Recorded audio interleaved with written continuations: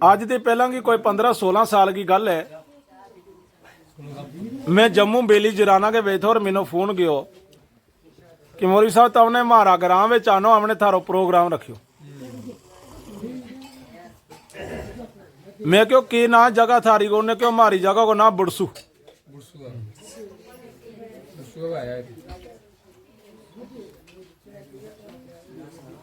उन्हें मैं जाके घरों आंदो आम जिस शाम वेले उत पुजा तो अगे एक जोड़ी किताब की अगे ही मौजूद थी और वही लोग किताब पढ़िया रहे था।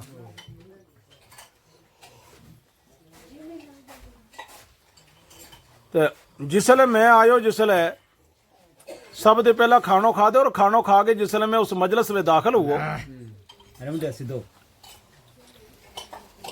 तो मैनू बड़ी खुशी हुई कि सारा ही बुजुर्ग लोग बैठा।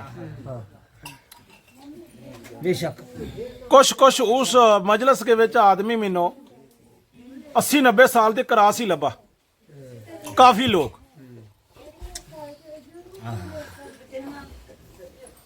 हो सके हो रहे आज नो दुनिया दे फौत हो गया। वही लोग जड़ा उस इतना ज़ईफ था कि कुछ लोग भी नगरोटा दे और कुछ लोग और अपरां दे आया था।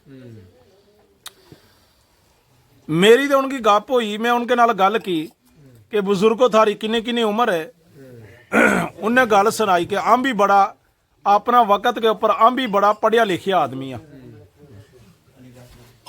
मैनू सुनान लगा कि आम 47 के पहला लाहौर एक विच पढ़ा था।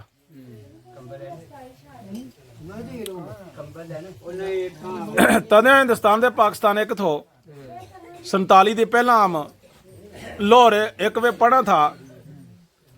और तो एक मदरसो खोलियो थो जिस मदरसा के अंदर अमने इतो जने इस घराई का इलाका दे बड़े पर मारी आ माया ने अमनो रोटी दवेरा लई नाल दे उन्नी और बड़े बार अमने इत्ते खा लेनी नारी। तो अमने इतो 4 बजे निकलो बड़े बार आम हवरे 7 हवरे 8 बच्चा था जड़ा हम तो रोज जाना ला था। तो उत इतना लोग इतना बच्चा हो गया फिर तो रात रहने की जगह नहीं थी।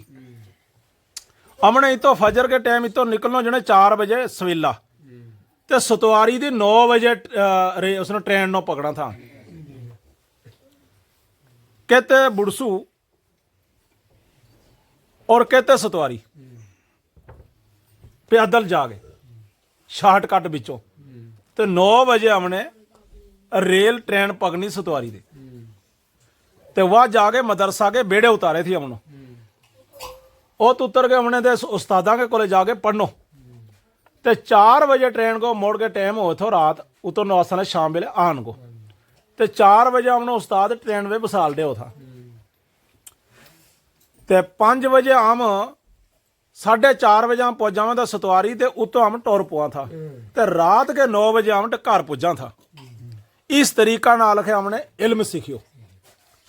फिर जिसले तो मैं यह किताब पढ़न लगो इकरा मुहम्मदी किताब में शुरू की जिसले तो उनने ऐसा उस मजलिस ने ऐसा पॉइंट चुकया। उनके विच उलमा कराम बड़ा था उसले उस मजलिस के अंदर ऐसा पॉइंट चुकया कि मैं किसी वेले ऐसी इसले गल करूँ तो ना जिसले मैं इकरा मुहम्मदी नो किताब नो पढ़ते अल्लाह का नबी की तो वही लोग के करे था नाराए तकबीर इकन बोले था उसले। ऐसी मजलिस भी डिठी उन्हें, ऐसा आलम भी डिठा उन्हें। पुराना आलम था जिसले कोई ऐसा नबी पाक को ना लो तो मैं ऐसा तरीका नाल के एकदम ही कह रहा था नाराए तकबीर पीछे सारा ही करे था अल्लाह अकबर। मैं हैरान हो गया। मैं आज तो पहला भी बड़ी किताब पढ़ी मगर ऐसी मजलिस मैनू तकबीर वाली नारा तकबीर वाली नहीं लभी। एक बारी मैनू एक आलम ने एक मौलवी ने सवाल किया ये जी दुनिया या नारा मारे यो कदे नारो किसी नवी वली के ऊपर साबित हुआ किसी ने मारियो यो नारो या ई नो इसलिए मारे अपनी मर्जी दे ई नारा को शोर मारे। मैं उसने क्यों भी ते हदीस पढ़ी होनी मैं या नहीं किसी ने कहता तो अनपढ़ है। मैं सारा ने यह गल कहूँ तुमने कुरान पढ़ियो नो अगला ने हो रहे पढ़ियो ना पढ़ियो मेरी समझ पे पढ़ियो नो। तो मैं उसने छोड़ो टाइम वक़्त सवारो आयत सफो रुकू याद कराऊं इस गल लई कि अगलो पढ़ियो नो।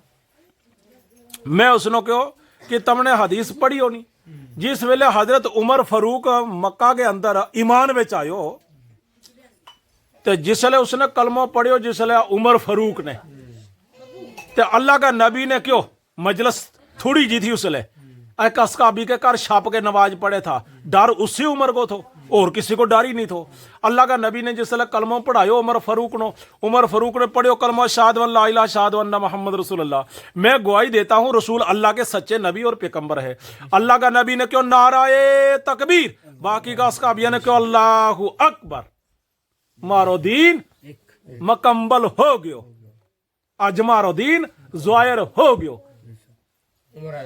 उमर आयो या मोर लग गई कहांगी नारा की मोर लाई नबी ने जोश आया ना ते नारो आज को नहीं है नारो खुद नबी ने मारियो पहला जिसले खुशी की गल आवे उसले आदमी नारो मारे खुशी की गल आवे तहज्जुद की गल आवे आदमी नारो मारे नाराए तकबीर अल्लाहु अकबर नाराए रिसालत या रसूलुल्लाह ये नारा हुए इस्लाम का मगर जिहड़ा बेचारा मेरा हिसाब पढ़िया ही नहीं उन्हों के वो तो नारो रोली उनका भाग एक नहीं यार पूरी पी ले इंशाल्लाह तो के पिए को